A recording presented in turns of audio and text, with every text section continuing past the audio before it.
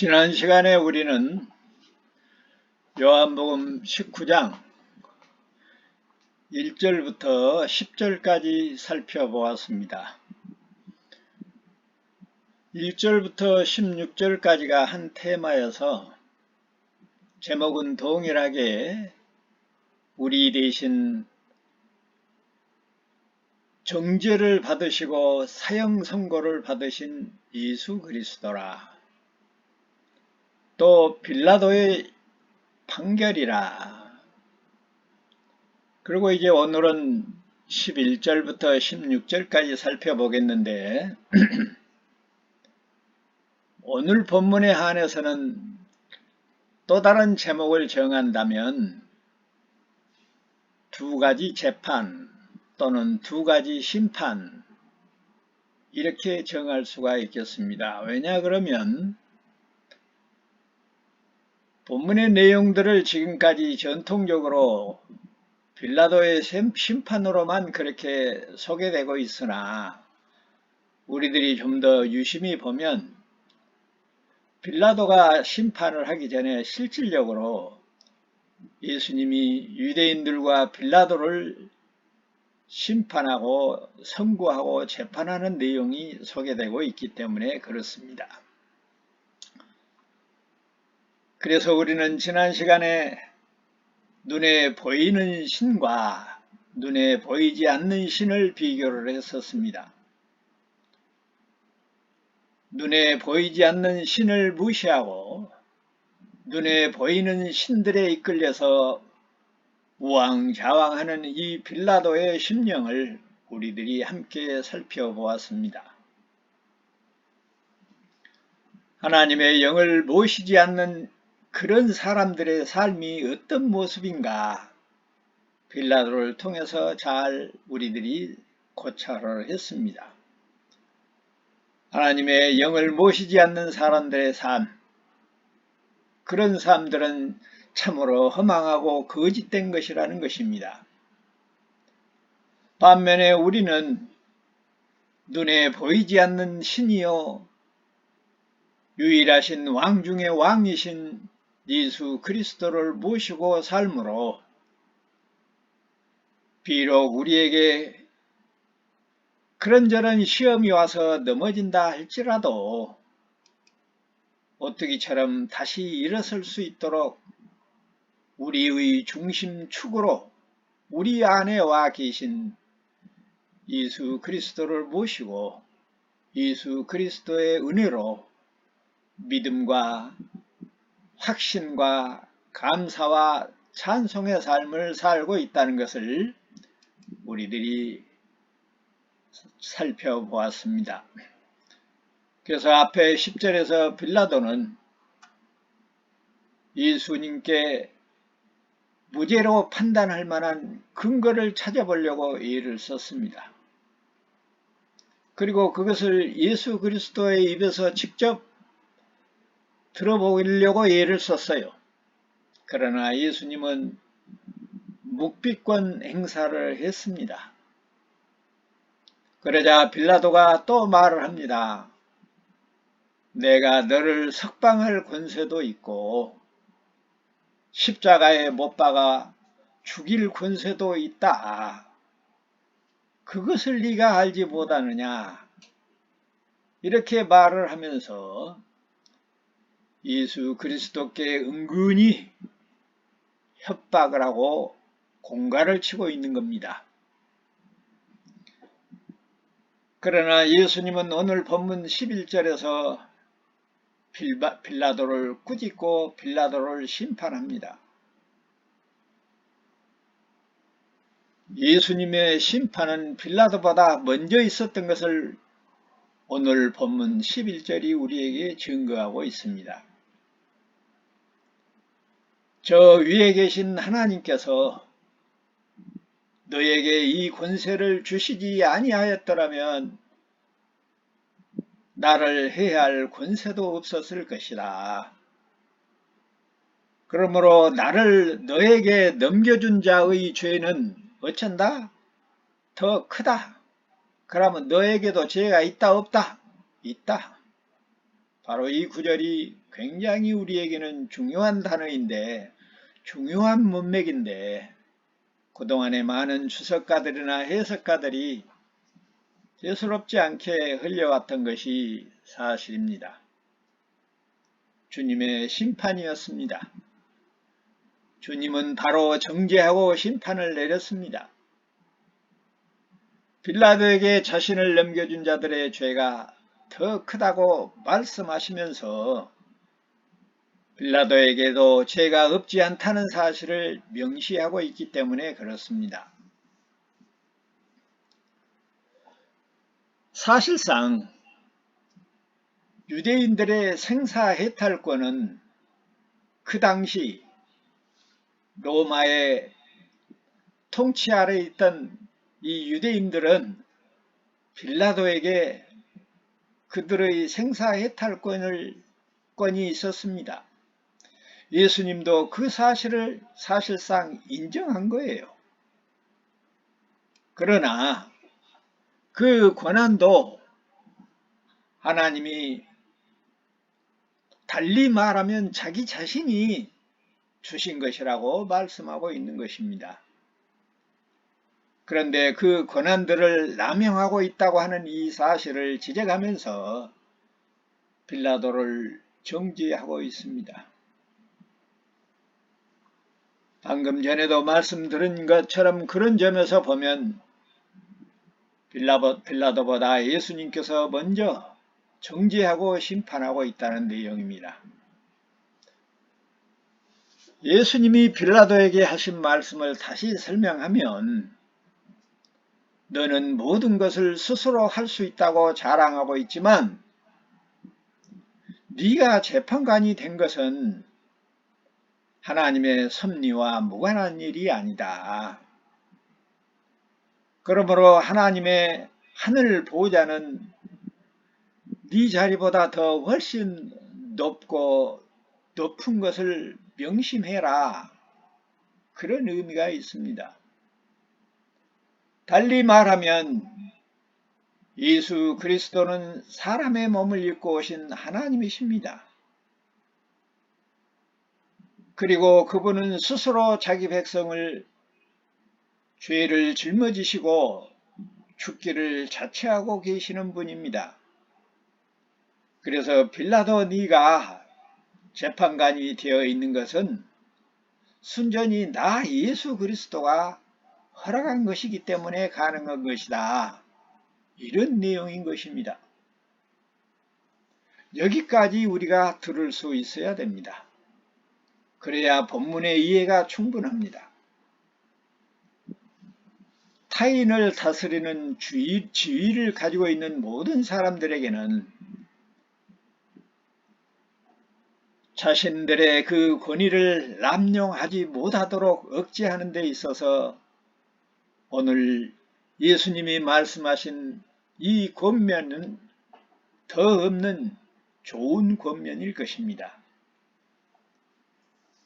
지금도 이런 권면을 하시는 예수 그리스도의 영, 성령을 모시고 살지를 않으면 육신의 아버지가 자녀를 돌볼 때나 남편이 아내를 사랑할 때나 사장이 종업원을 거느릴 때나 대통령이 백성들을 대할 때 지 멋대로 행동하도록 되어 있는 것입니다.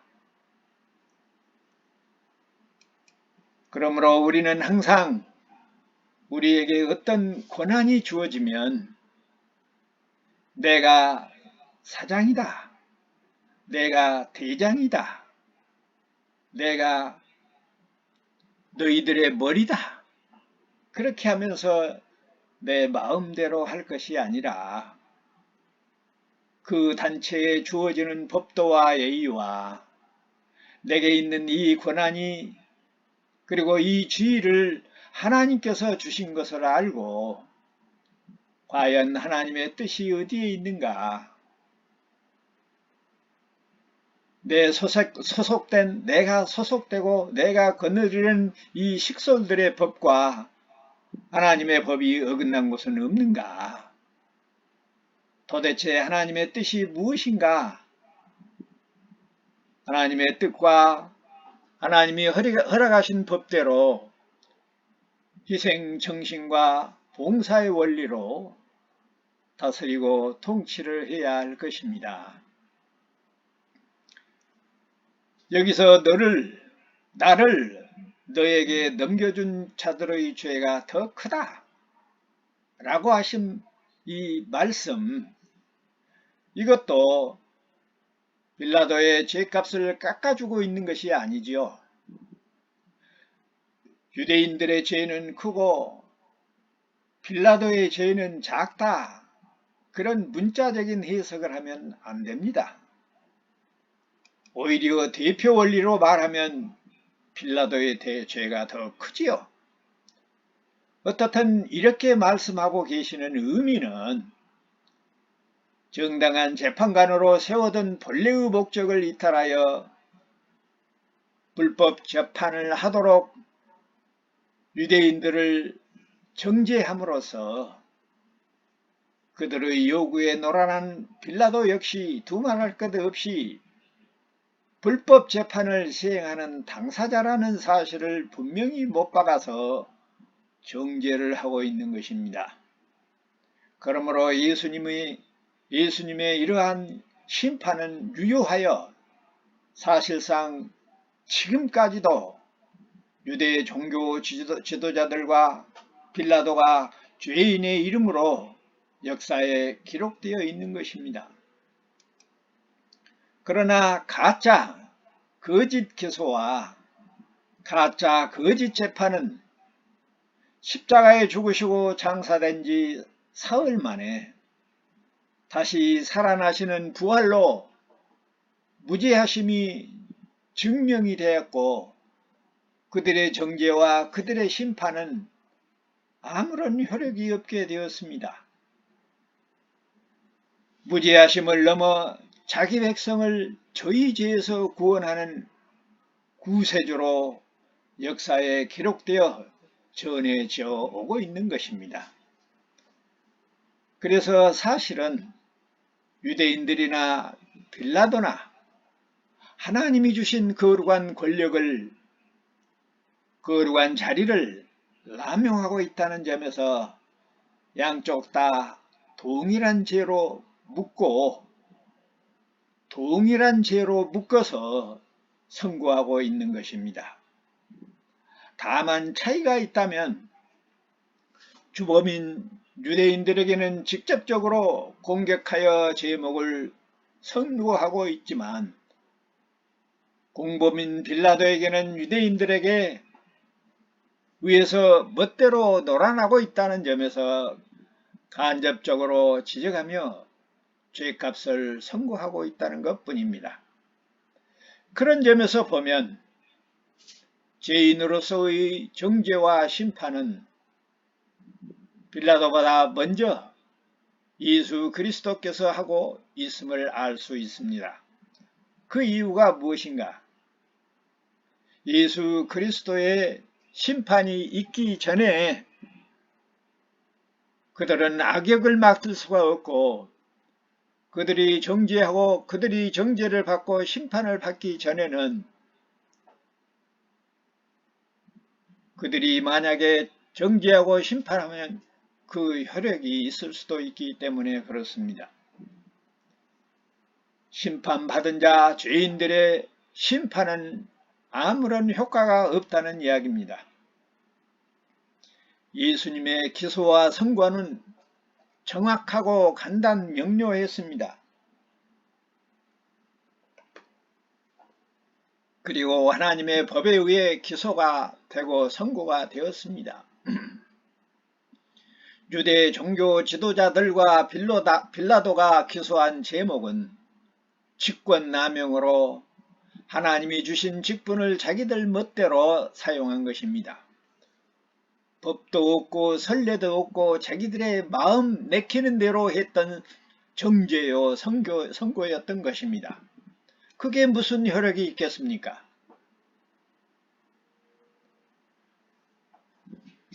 선고의 내용은 영원한 사망이었습니다. 예수 그리스도의 선고는 그들에게 영원한 사망이었지만 그들의 선고의 정죄는 3일을 넘지를 못했던 것입니다.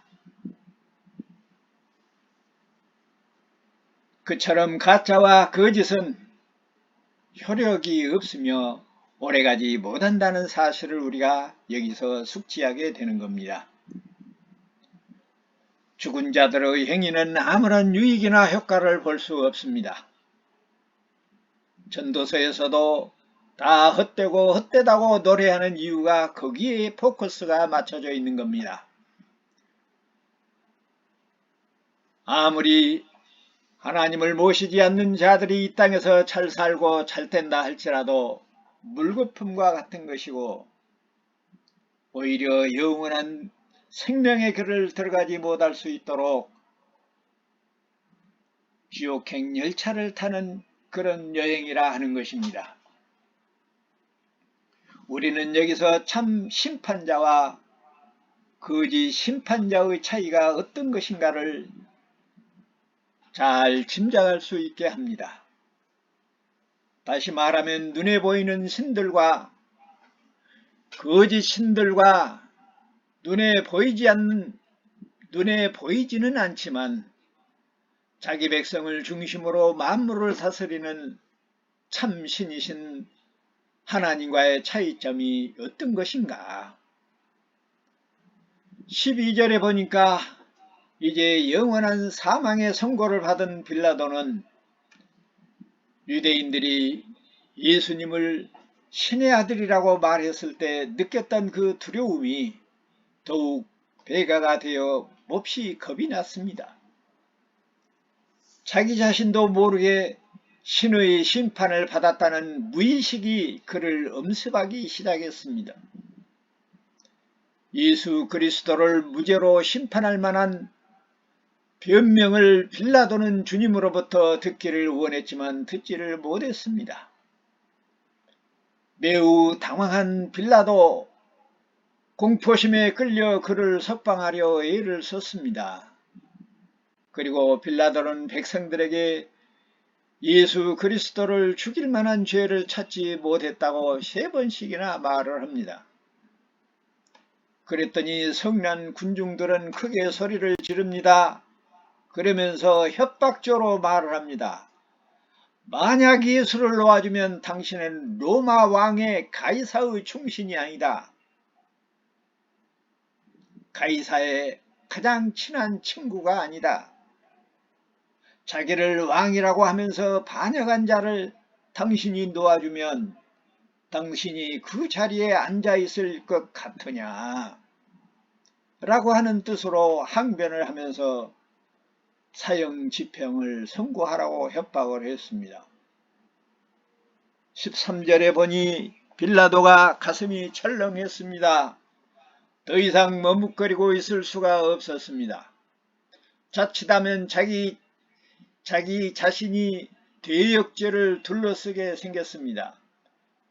백성들이 들고 일어나서 밀란을 일으키면 로마 총독으로서 자기의 입지가 크게 흔들릴 수 있을 것 같다는 계산을 한 것입니다. 그래서 군중의 협박을 받은 그 순간 예수님을 끌고 나가서 돌을 깐 뜰, 히브리 말로 가바다라고 합니다. 박석이라고 되어 있는데 재판석이라는 뜻이에요. 정식 재판을 하기 위해서는 재판석,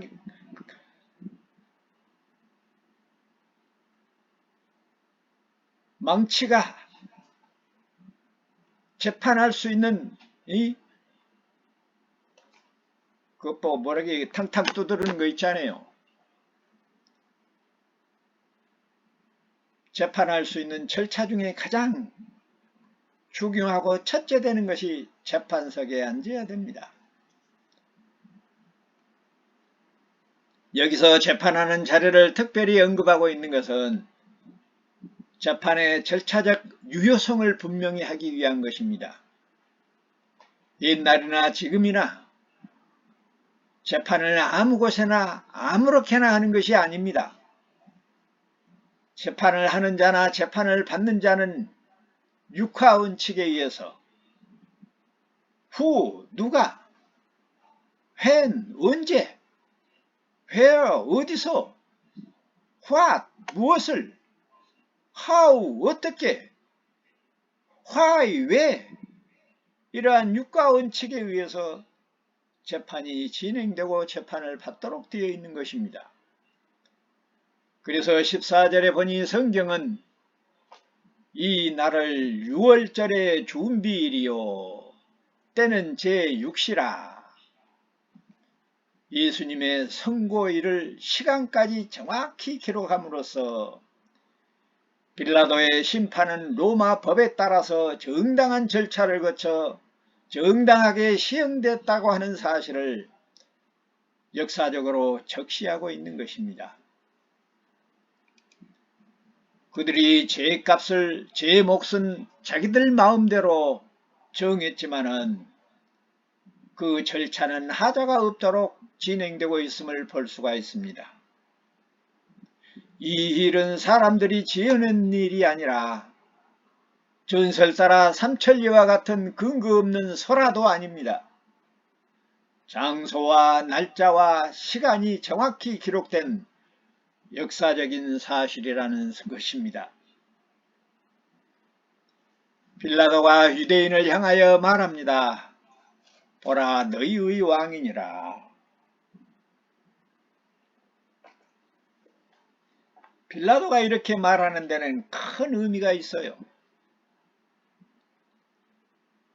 이 사람은 로마의 왕 가이사의 자리를 노리는 로마의 반역자가 아니다.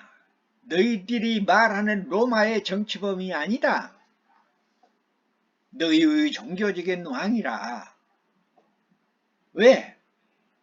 이 사건으로 하여금 자신과 로마 정부가 특히 로마의 황제 가이사와 무관함을 선언함으로써 자신의 신변을 보호하는 판결을 하겠다는 뜻이 있는 것입니다. 빌라도가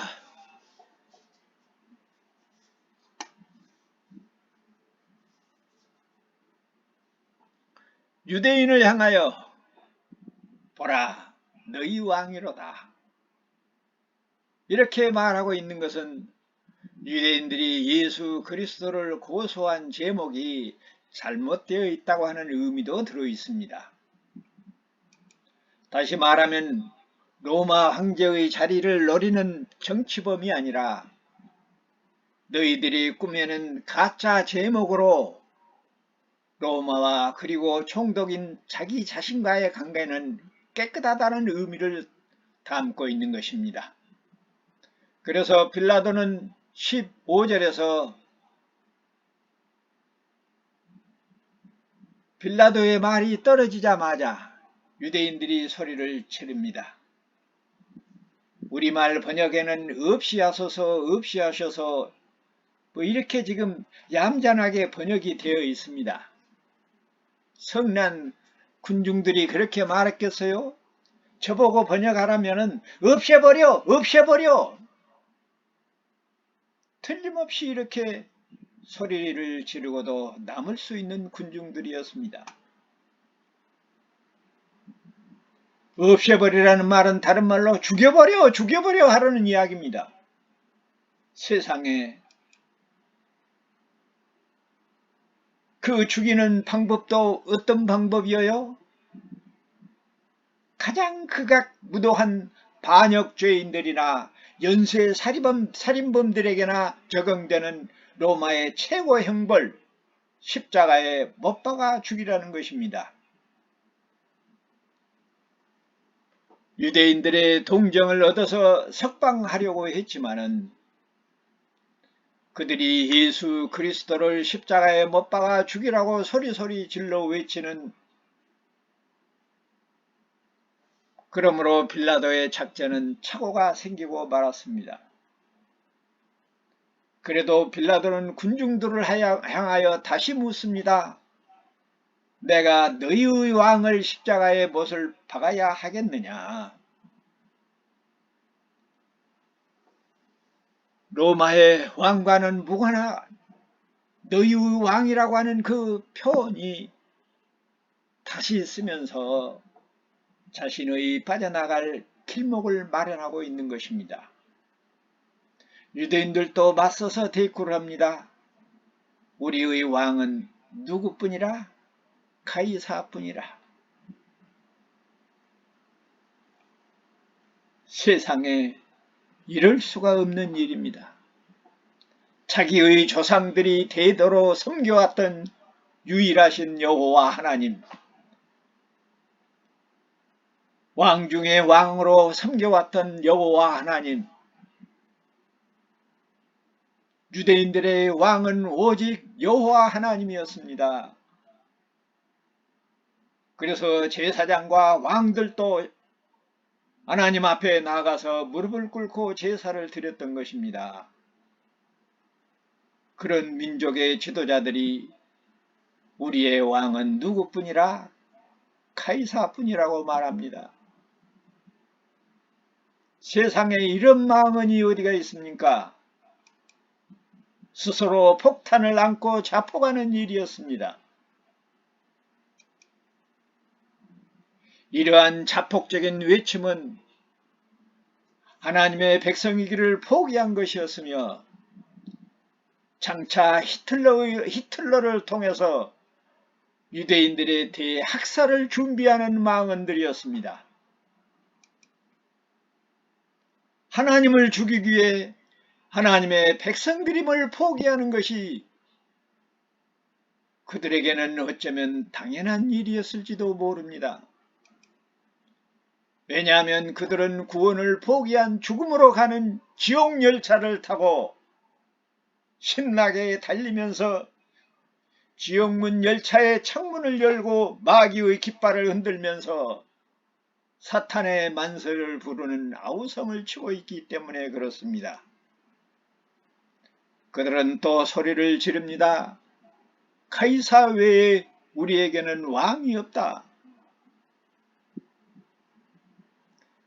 예수를 무죄하다고 선고하면 로마의 카이사 황제까지 쫓아가서 시위를 할 것을 당신도 한패거리라고 데모할 것이라는 뜻으로 지금 빌라도를 겁박하고 있습니다.